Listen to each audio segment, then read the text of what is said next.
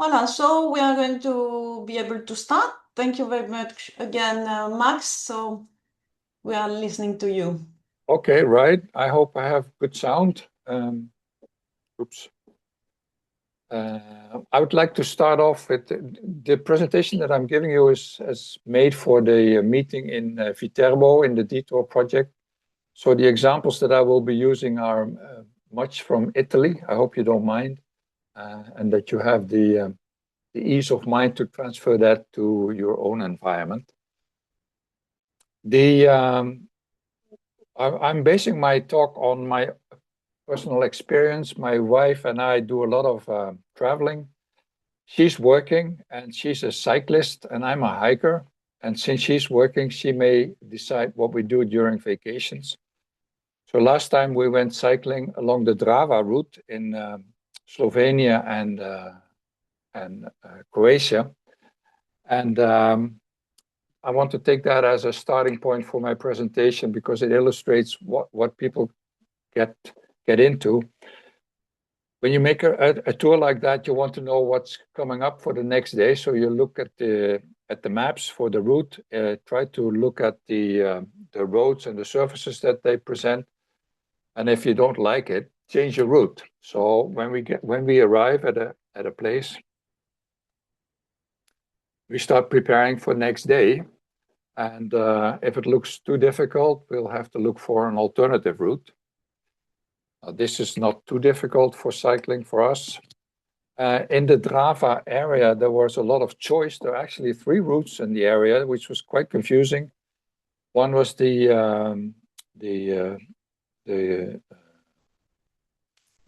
I'm forgetting, the Amazon of Europe route.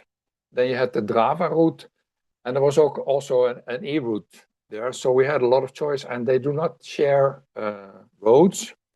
So if we followed the Eurovelo for a while, and we changed to the Drava route, and we changed to the Amazon of Europe route.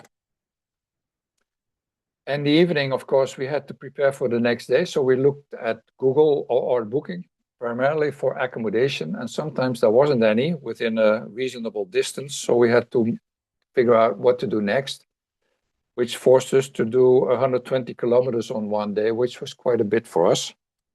Fortunately, the land was flat, so we managed.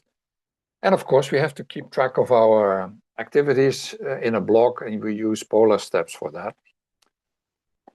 And in the next half an hour, 45 minutes, I would like to take you down the road of the internet that we use in various stages of this process. And basically, I think what's needed in facilitating this kind of tourism are simple tools. They're all available on the market, and they need to be used for your profit and beneficiary. They're all low cost, and everyone has it within the reach. So I would like to take you down on how to use that in this presentation, and hopefully in the end you have a few clues on what your customers or your clients can do to improve their digital balance, the digital presence, their presence on the internet. One of the problems that we encounter is language and scripts. So that's something, a particular problem that I will deal with also, and it also applies to you. Along the Sultans Trail, we have 8 different languages, which is quite challenging, but more challenging for me at my age is different scripts. They don't seem the non-Latin scripts don't seem to stuck to my mind, and I cannot remember what I read. So that is something that we have to look at. Travelers along trails, hikers and cyclists are quite different from sedentary tourists, I would say, where we are mostly used to people that stay in one place and undertake activities from this place. The tourists along trails are actually moving all the time, and they spend a lot of time outside and very little time inside. So during the day, they usually are not online, because that takes money sometimes. And when we go to countries that are not within the EU, like Serbia, for example, the cost can rise quickly. So they're also used to being not online. They start early. They have an activity planned ahead of them. Their schedules are quite flexible. This applies to cyclists and hikers. New activities in the past day may reflect on the activities that you want to do this day. So if you did a long leg last day, yesterday, you probably will not be doing similar effort this day. You'll be looking for a more easier spending so you can recover. And recovery time is most important, particularly in long duration activities. The Sultans Trail takes about 120 days if you want to do a through hike, or 4 or 5 weeks cycling. My wife and I spend, during our holidays, we prefer to spend 3 or 4 weeks in the saddle. So every next day needs to start with a refreshed body and refreshed spirit. So the days and the activities are mostly limited by recovery time. And in the evening, of course, we want to relax, socialize a bit when possible, and plan for the next day. Overall, I think we spend as much as sedentary tourists in one. They do it in one location. We spend it along the route, and the revenue directly goes into the local economy. We do cover a lot of space, though, and that is for the tourism development is important. The hiking and cycling tourists never, or very difficult to have them in one place and make investments in facilities worthwhile in the short term, but they do depend on it quite a lot. The infrastructure cost for hiking and cycling, on the other hand, is relatively cheap. We use existing facilities, rural path, roadways, pedestrian roads for cyclists. For hikers and cyclists, use regular, preferably asphalt or paved roads.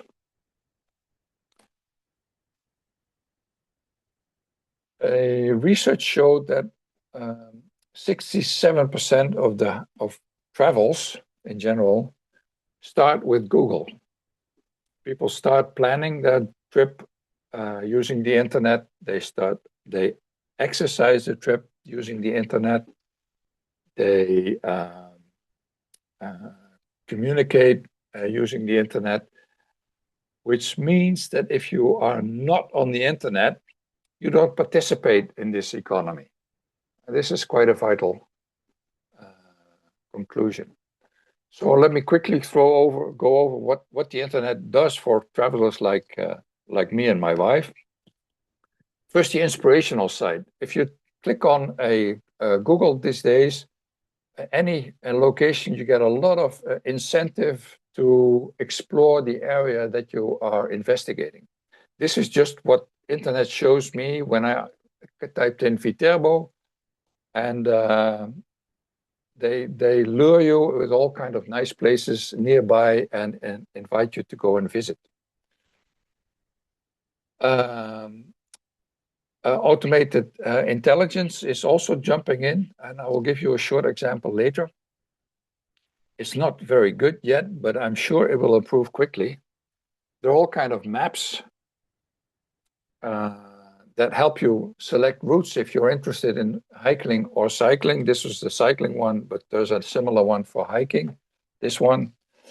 And there are all kind of specialized platforms that have a lot of activities on offer, quite well worked out and to choose from. So you don't have to do all the preparation and planning and yourself. You can just dwell on what others have generated. This is Outdoor Active, is a partner in our project. You can also look at hiking trails is another similar platform. Komoot, All Trails, they all provide same kind of information to people who are interested in hiking or cycling. And of course, when you start you're going out on the trip or preparing specific trip, you have made your choice. There are all kind of specialized sites that help you dive into it and make your planning. My brother-in-law and I are planning to do a bit of the Via Francigena. So of course, then we dive into the Via Francigena and sort out where the road goes, where the accommodation is, how much kilometers we want to spend on the route per day, and make an itinerary for ourselves. But there are also businesses that help you do that and facilitate the tour, like this one. On the Francigena, you can buy a 10-day trip, and you can use AI these days. I asked AI to design a 10-day tour on the Sultans Trail, and at first glance, it looks quite okay. I recognize quite a lot of the material that I published on the internet myself. The problem at the moment is when you dive into it a little bit deeper, it has all kind of errors in there. But with the speed of development in AI, I'm sure this will improve pretty soon. The next promise that they have is they will have an entire trail guide for you. I will not show you that one. It's even worse than this, but I'm sure that will improve too. And if you want to look at contacting people that have experience in a certain activities, there's a host of Facebook groups that you can consult, ask your questions to, get answers, reviews, experiences, advice. And this one is particularly for the Via Francigena. I count 6, I think 5 people or sites that are all specialized in sharing experiences on a particular route.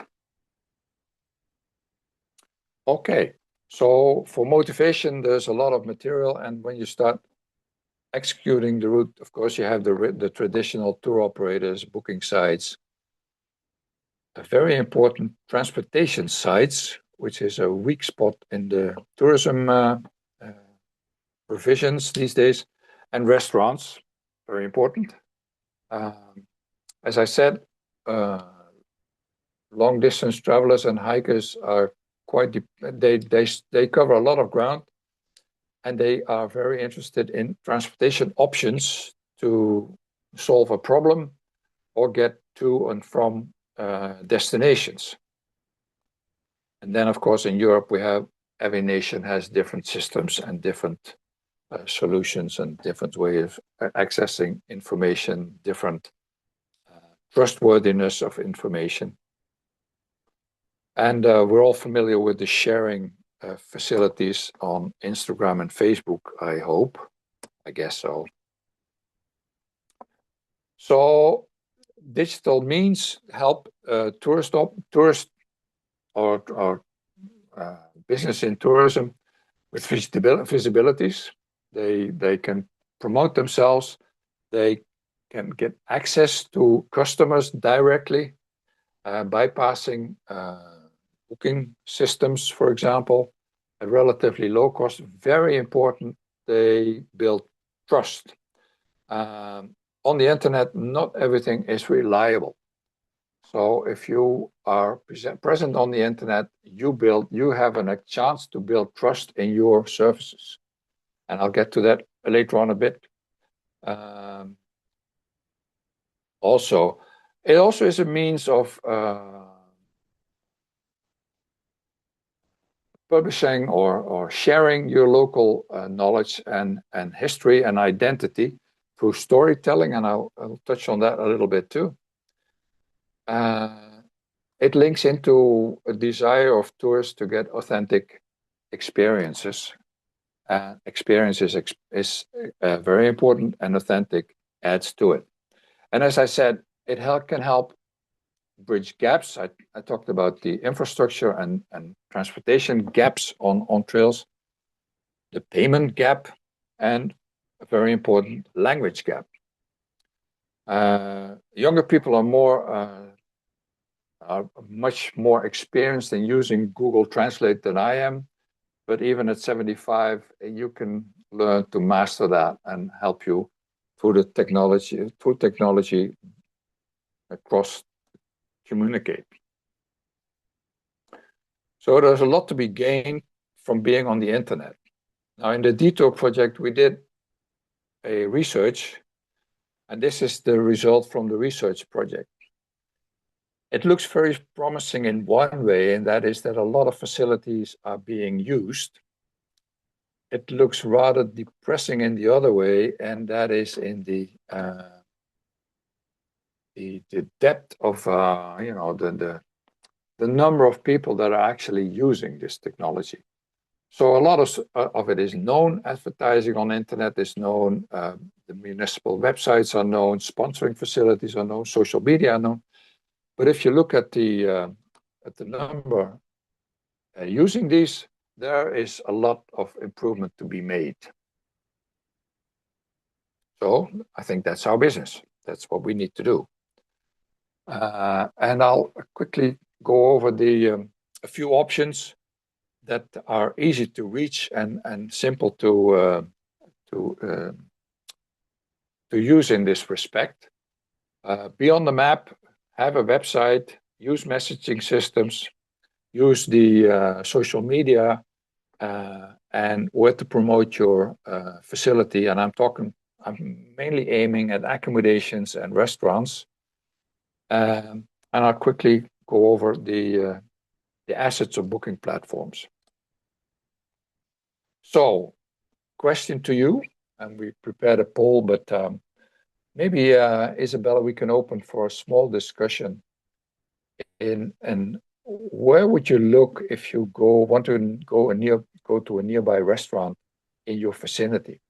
Would that be Google Search, Maps, Yahoo, some other technology, old-fashioned yellow pages?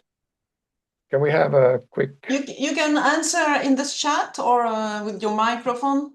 So just no, I think for microphone. Just give a few ideas. Google Maps. First with the Google Maps also. Google Maps. Yeah, first, and after you can read the reviews in this restaurant and check. And first you have to check the negative reviews. Yes, right. to see what the people write about the negative, because sometimes it's very stupid what they write. And maybe you understand whether it's right to go or not from the negative source. But first you have to look in the Google map where is nearby you first. Right. Someone on the chat say Google and just walk around. Walk around. Yeah, I used to do that too. Whenever we want to arrive in a town and want to go to a restaurant, I look around. But my wife hates that. She looks on Google Maps and she's always quicker. We get there faster by looking at the map. Because then we avoid all the streets that we don't want to be at, and we directly go to the place that she has selected. I'm sorry to say, it's a better way, in my experience. Yes, that's our first choice also, Google Maps. Google Maps is on about 70% of the people's phones, and even on Apple phones. So the use of Google Maps is much bigger than 70% probably. Active tourists use OpenStreetMap data.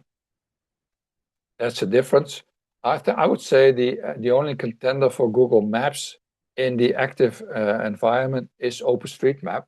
And OpenStreetMap data is shown on various maps. That's the interesting thing about it. My favorite is Mappy. It's a Czech map which has good maps for hiking and cycling. Google is very bad for hiking and cycling. Google is auto-oriented. And their maps usually end where the Street View car stops riding. So if the Street View car cannot get there, you won't get there either if you use Google Maps. That's a limitation. OpenStreetMap is very much user-driven, and they are not stopped by the end of the road. They will just go on to field roads, hiking trails, stuff like that. So you will find other stuff on OpenStreetMap than you will find on Google Maps. Now I know there are a lot of apps in the world, but basically this is the main distinction: is where do they get the data and what are they oriented on? Apple Maps tries to compete with Google, but their market share, of course, is much smaller. So Google is much better equipped. Which means that you have to be on the map. If you want to be found, you have to be on the map. And then if we look at it, how on the map, I've come across a guest house. But of course, there are more guest houses in the vicinity. So then if I've seen this guest house, I want to get back to it and I type in guest house. I don't find the guest house that I found first. So you need to add additional information to this listing. I came across a guest house in Liepot. It says guest house Liepot. I send the tour operator to make a reservation, guest house Liepot. And of course, I got another one because there are more guest houses in Liepot. So people don't realize that the listing that they have this on the right-hand side, by the way, you see what Google shows, and this is a simple one. Now you wonder, are they actually interested in finding customers? Because there's no contact data on this example that I show on the right-hand side. They're not even a telephone number. I know they exist because I've been there, but they make it very hard to make a reservation or contact. So a better way is to add contact details like your telephone number. A lot of listings only have a telephone number. To me as a customer, that is a challenge because I never know what happens when I call that number. When I call Bulgarian numbers, I have had a number of occasions where the receiver on the other end listened to me speaking English and just hung up. That was the end of the conversation. Because I guess they didn't master English and didn't want to get into this challenge. So a telephone number is the minimum that you need to provide, but better is have some digital means of contacting. So a Instagram account usually gives the customer more information about what you're offering.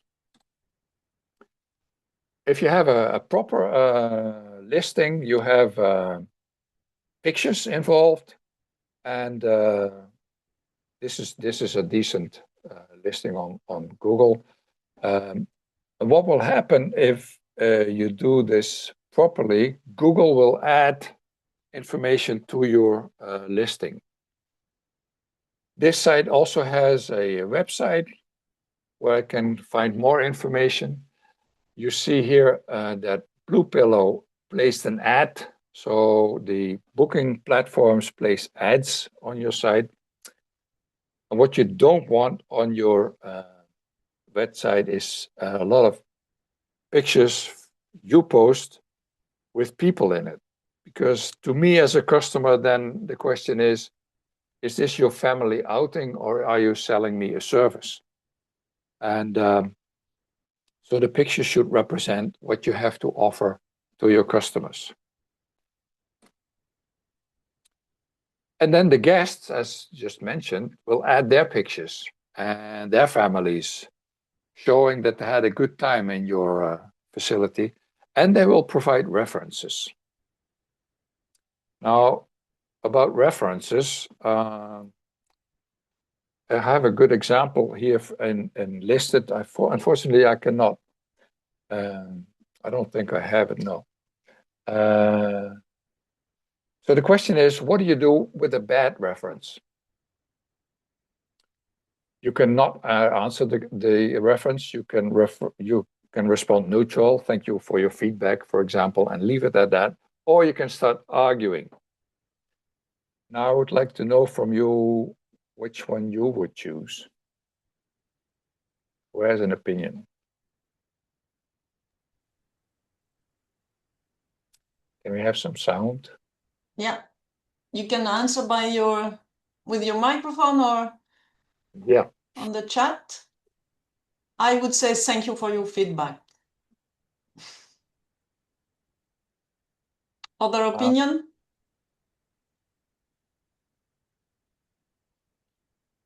Oh, you have to be more precise, I think. You always have to answer?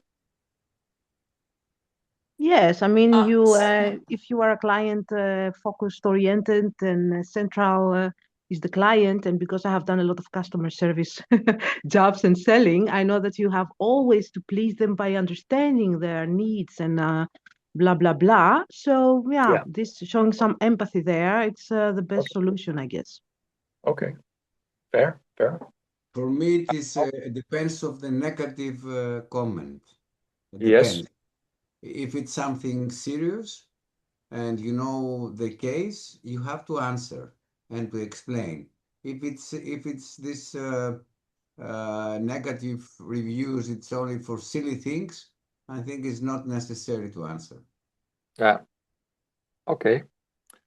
Well, it's good to have an eye on the, as you mentioned, the references on the internet and see what happens to you when you see the reactions that I mentioned here, defensive reactions, arguing.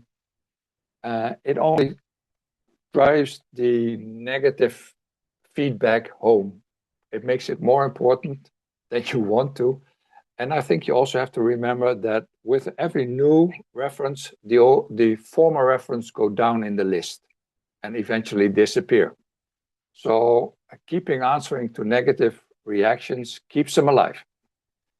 But that's just May I also opinion. add something here? Yeah. Because the reviews, I mean, on Google, the bad thing is that they are not verified the customers, and this is the downside, and that's why so many people, they can leave just a star or say something bad, even they have never visited that place. So the smart purchasers, the smart leads, they are checking multiple platforms. So I would check Google, I would check Booking, I would check TripAdvisor, and so on. So then you cross-check and you understand if it's legit or not. So, I mean, of course, that's the defensive reaction of the customer. I mean, I'm not really offended by negative reactions and because I always want to make my own opinion. So if someone had a bad experience, fine, that can happen. But that's me as a customer. And of course, we look at other references and see if we can find a balance and see if this is a unique experience.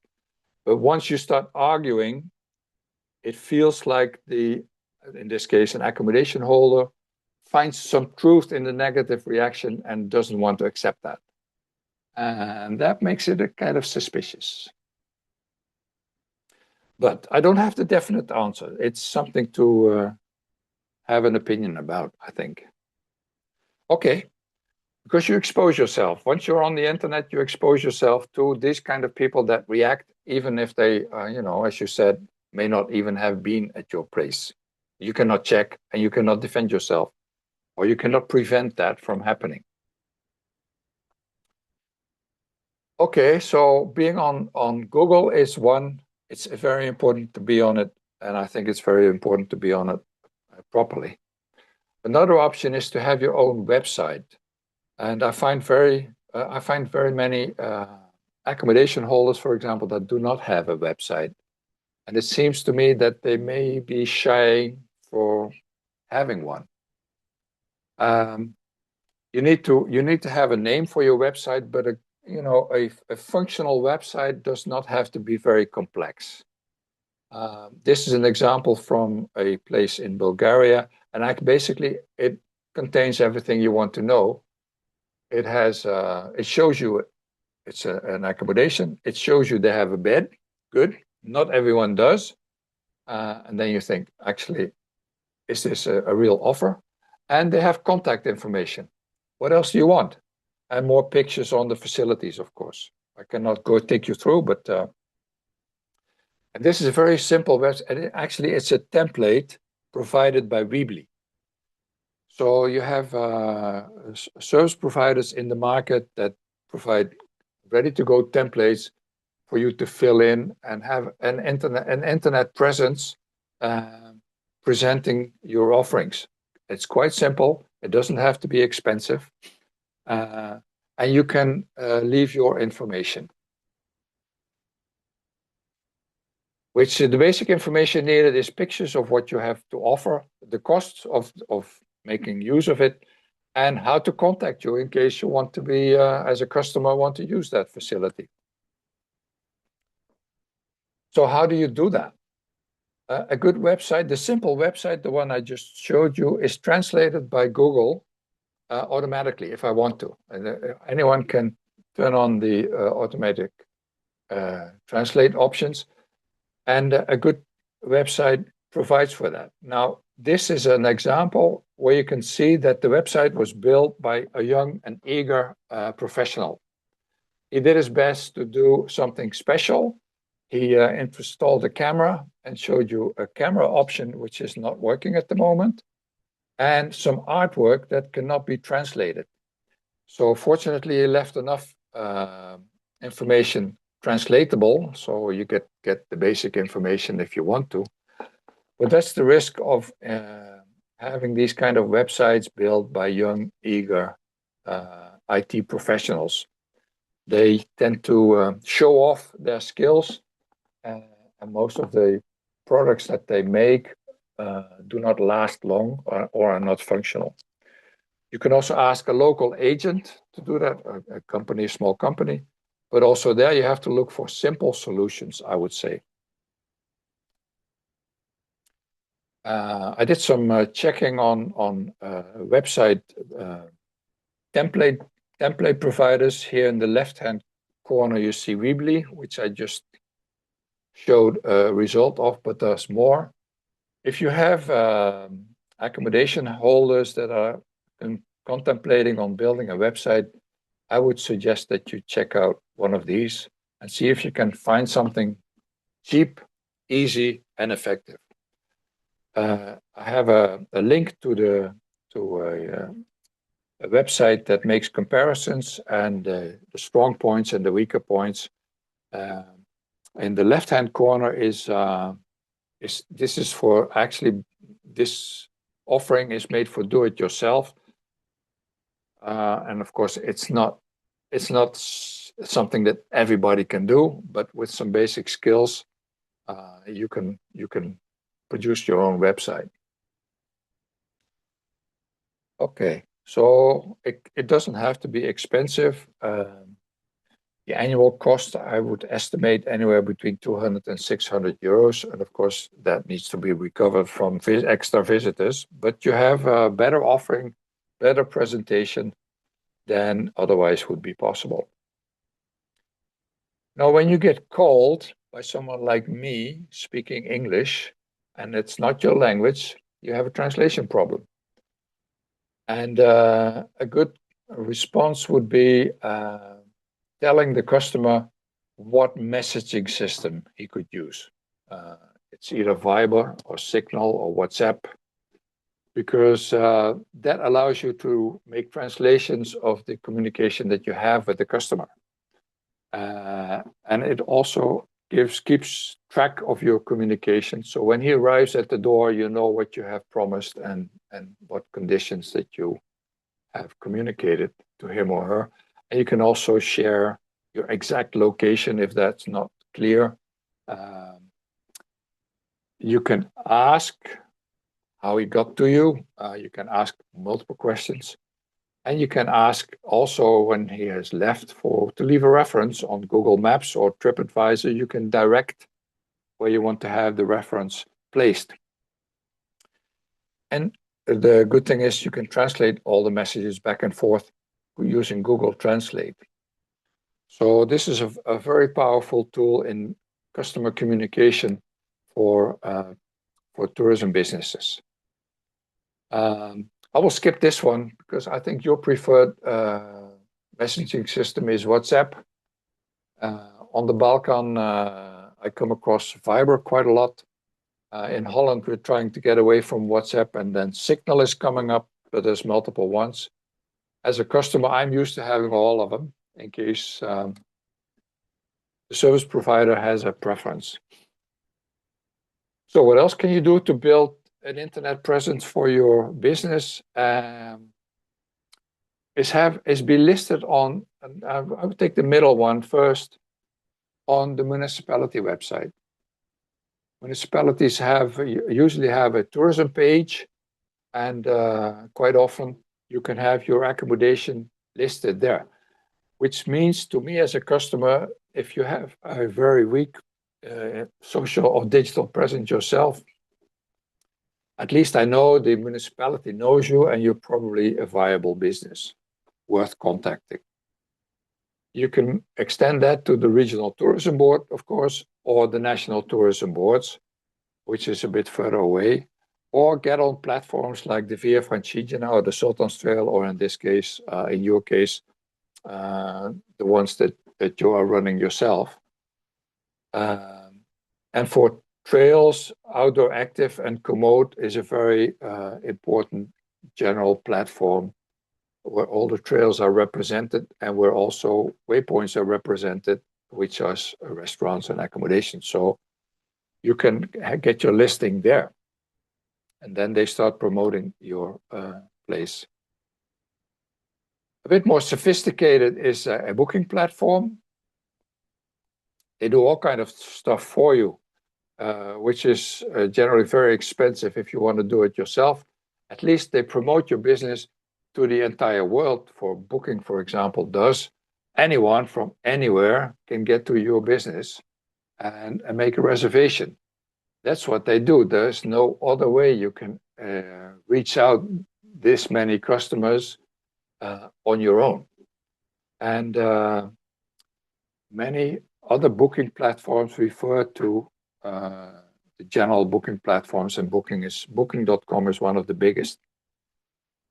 And it takes care of the reservation for you. It takes care of the communication for you. It takes care of payments for you. And it takes care of customer loyalty. We have had a number of times on our trips that the accommodation holder didn't show up. So we made a reservation through Booking. We arrived at the location and we didn't have any accommodation available because the accommodation holder just didn't show. In which case, Booking gave us not only a refund, but also an allowance for the next accommodation. So they invest in customer loyalty. Now, I know a lot of people think Booking is expensive. I don't argue with that. They ask a lot of money, but I just want to remind you that they provide a lot of service as well. Whether it's worthwhile, it's not up to me to decide. To me as a customer, it's worthwhile. I keep all my bookings in one place. And when you're traveling, that is important because if something changes, you wonder, where the hell did I leave that reservation? How do I contact that accommodation to tell them something has changed? Okay, so if you want to improve on digital presence, there are a few simple steps to take, and simplicity is the key, I would say. First question is, what is your digital skills? What are you capable of handling the material? Yes or no? If not, then the more simple skills are the only good ones. So I would say if you have a rural accommodation, keep it simple. Use the simple tools like the messaging system that I explained to you, and Google Maps. At least that gives you a start. Prioritize invisibility. Google Maps does that for you. It makes you visible. It makes you searchable. It makes you reachable. If you want to extend on that, you can start investing in the customer journey, not only the booking side, but also the promotional side. where the platforms like Outdoor Active and Komoot come into play. You have to keep yourself up to date if possible, or at least have half an eye on what's happening in the digital world. At the moment, automated intelligence is key, is vibe, is high. It will definitely produce results. One of the key things is it's changing searching. It's changing the way people get your information presented. And that also is quickly changing every day. So I cannot tell you how it works. What are the best ways of dealing with it? I'm just telling it is changing. AI is looking at different stuff. It's presenting you in a different way. It presents you in context. And in this way, the search habits of customers are also changing, and your presentation is changing. And then you can start counting. If you use digital media, you can start counting. Google provides you a lot of information on the number of accesses that have been made to your place, and then you can tick that off against the number of times that you have been contacted, against the number of times that people actually made a booking. So I would suggest, also from my experience as an IT professional, keep it simple, make small steps, and keep every step practical. And then you can keep the business profitable or practically using it. Okay. I'm sure there's a lot to be talked about any further, but I would like to present one case to you, and I would like you to have a look at that if you like, in the use of social media. Let me see what I have here for you. Oh no, you cannot see this, can you? No. Okay. If you key in Cyclocamp Vinograd, you get an example of how social media is used by a camping owner in engaging with the community that she is aiming for. And I think this is an interesting example. Another thing that I would like you to do is then ask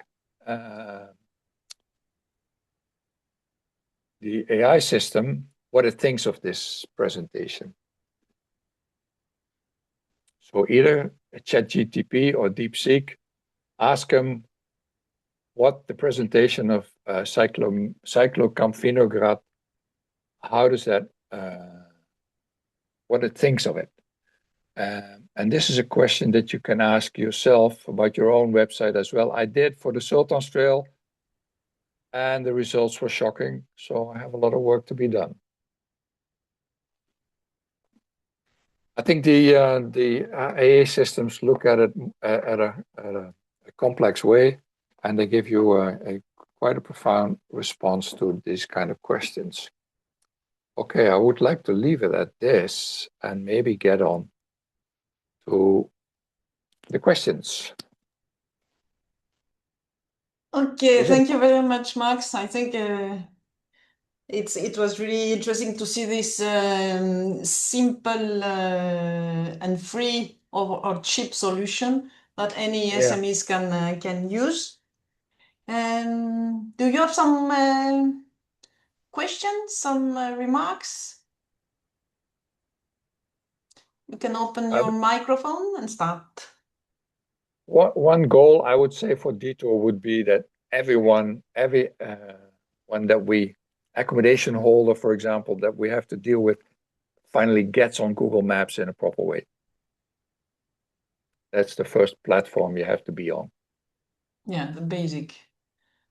Very basic, very effective.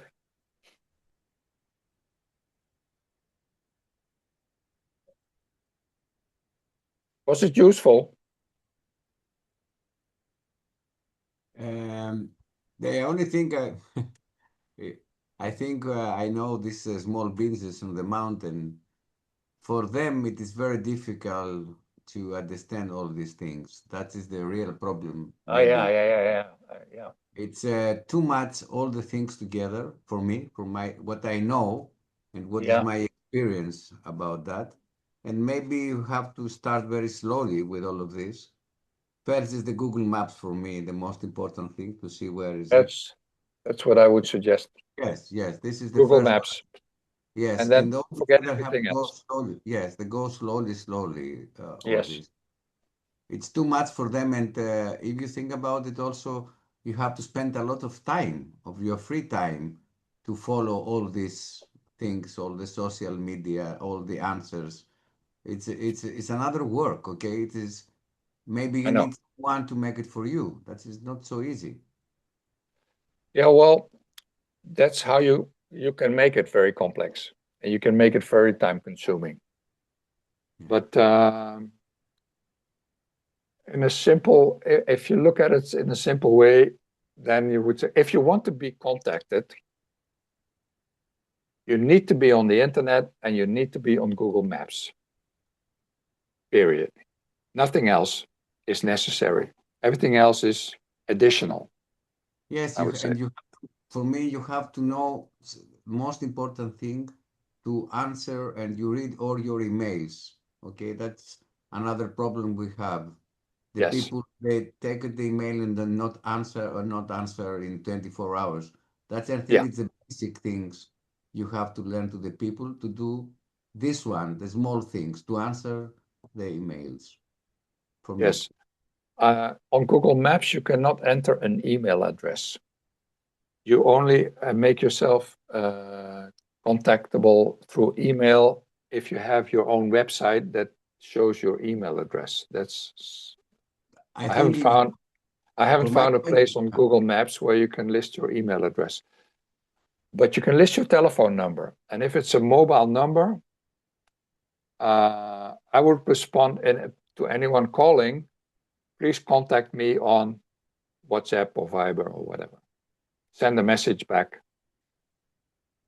to answer, that is another thing. You Yeah, have to yeah, answer. yeah. If they And for answer in a language that you do not understand, send a text message. And I think you have to build your own website. You must have your website because uh, it is more, the people trust you more if you have your own website and not Yeah, on social media.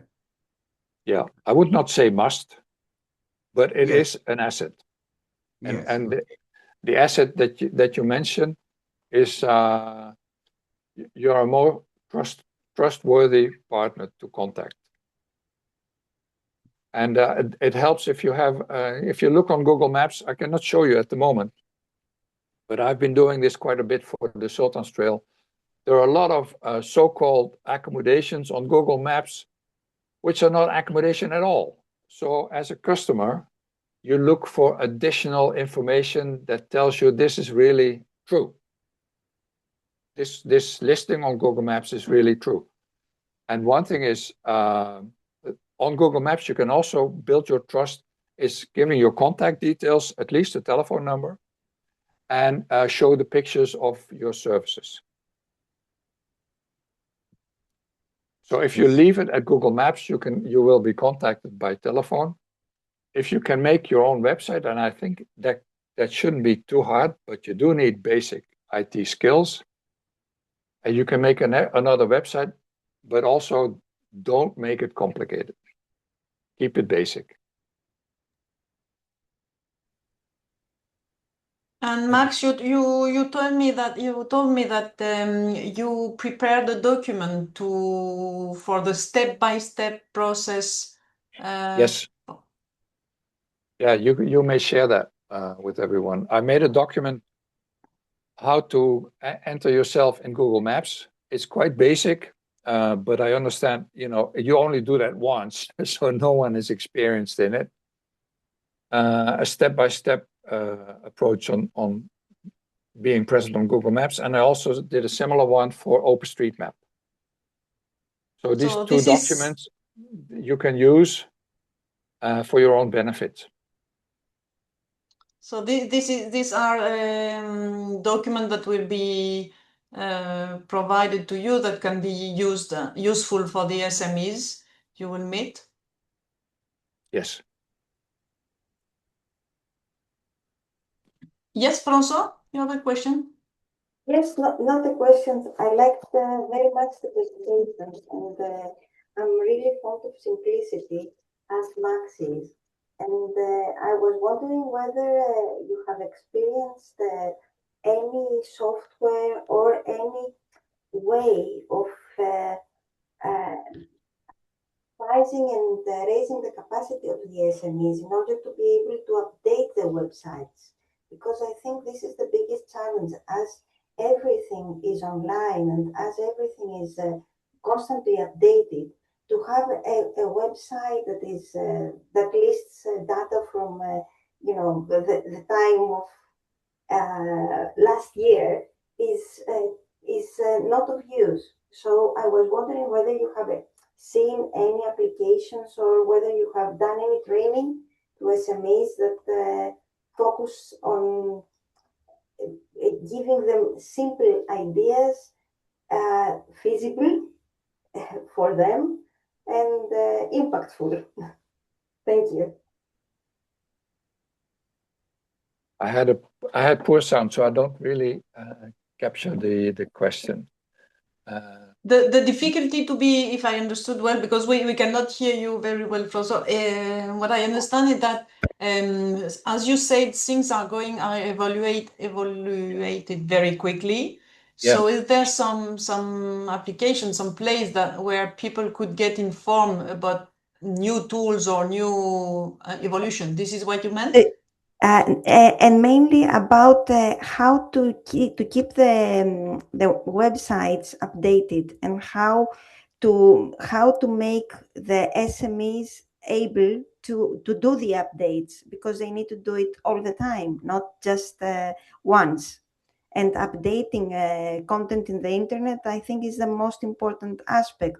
So this is my question, whether you have seen something simple and how to communicate it to SMEs. Yeah, well, let's take a simple accommodation in the mountains as a starting point. You don't want them being on the internet, working on the internet all the time. They have other things on their mind.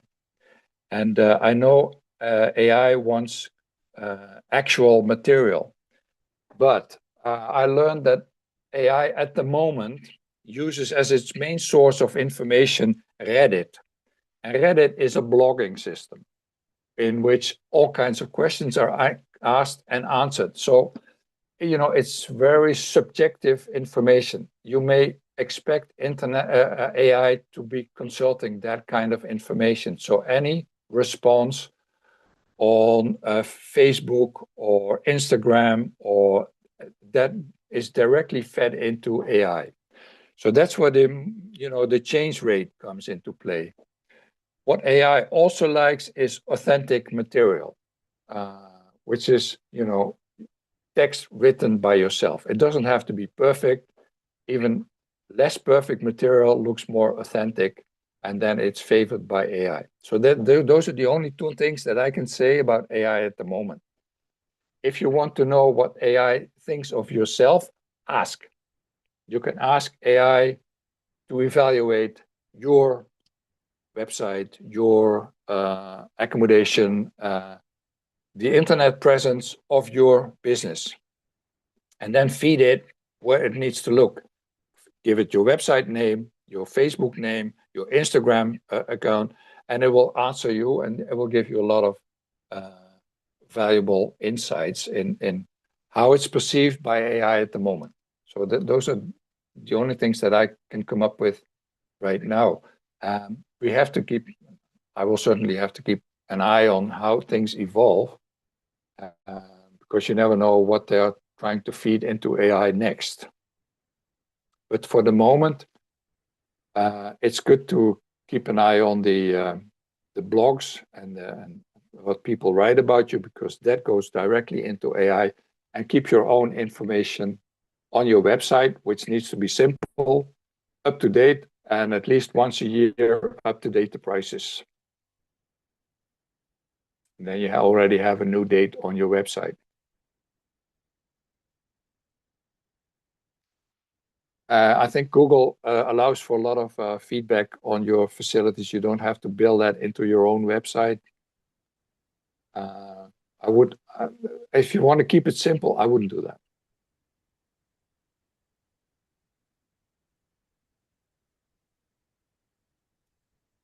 Okay, you mentioned, speaking about website, you mentioned at start the website of the Sultan routes and Via Francigena. You know that here in our region of DETOUR, we are developing the route now. It's not ready yet. And my question, so we don't have this global website that could promote the whole region and people working there.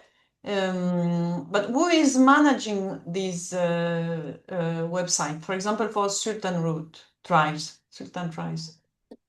Yeah, the Via Francigena has its own website. We have a website for the Sultans Trail. But I think, but this is just, if you start anew, you can also look at Outdoor Active, because that's a broad platform for promoting a destination. Yeah, we had a presentation from FIVOS during our training of trainers. Yeah, and from what I've seen, the similar type of offerings, Outdoor Active has my preference at the moment because it's a German-based system. It is well used in Western Europe, particularly Germany, which is one of the largest active tourism markets in Europe. The other contender is Komoot, which is very well used by cyclists. They love it. I have one hesitation with Komoot. It's recently been sold to a private investor who then fired 80 out of 100 staff. So now I'm just wondering where the system will go. And all others on the market are primarily a US oriented, like All Trails is US oriented. It's also used within Europe, but my bet at the moment would be Outdoor Active as a destination platform, and you can, everyone can put his trail. So it's easy to manage than a whole website, whole new website from the that needs to have behind an organization managing organization. It targets the active tourism market. So they're well established within the active tourism market. So if you want that market segment, if you want to address that market segment, it's a good tool. It has all the inroads into that market. If you start your own website, you have to make sure that people start reading it. So you have to reach out yourself to the customers more actively to be found.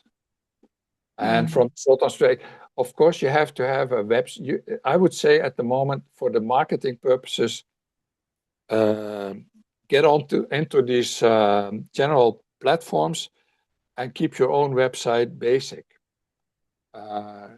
Stating where you can explain a bit more about yourself as a background material, but do the promotion and the marketing through the platforms. Yeah. But I cannot validate it with the research material or something like that. This is just my gut feeling. Yeah. Good. Any other question? Remarks? Idea to share? I decided to recently, because of the comments that I got from the DETOUR partners about visibility of the Sultans Trail, to do exactly that. I've been putting the trail on OpenStreetMap. It's a little bit in OpenStreetMap, which means that it shows up in the websites that I just mentioned for trails. It automatically shows up in 5 or 6 apps, the navigation apps like Mappy, some other ones that are rather popular.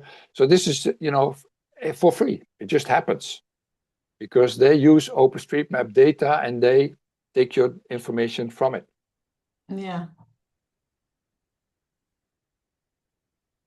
And the next target, my next objective is to be on Outdoor Active and all the other platforms as well for the visibility. Yeah, I for the noticed use that. of the trail. Okay. You know, my companions say, yeah, you're depriving us of income because we're selling the GPXs. Yeah, but if no one is interested in your GPX, there's nothing to sell. So I suspect that in the end, if more people get interested, the GPX sales will just solve itself. Because when you're on OpenStreetMap, you know, people can just download the track, the GPS track. But that is all information that they will then have, just a track.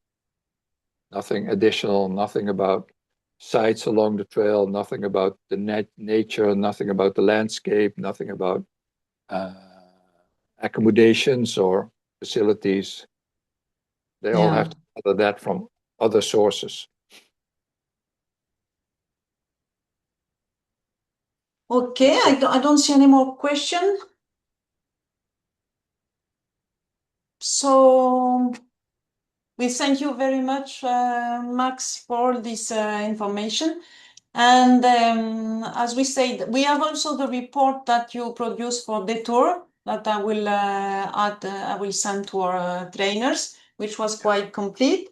And when it's ready, we will communicate also the document you prepared for the step-by-step guidance to be present on Google Map. Yeah, you can share this presentation as well, because in the presentation are the links that I didn't show you the results to. So if you want to click on these links or have a view, you can use the which includes the site that compares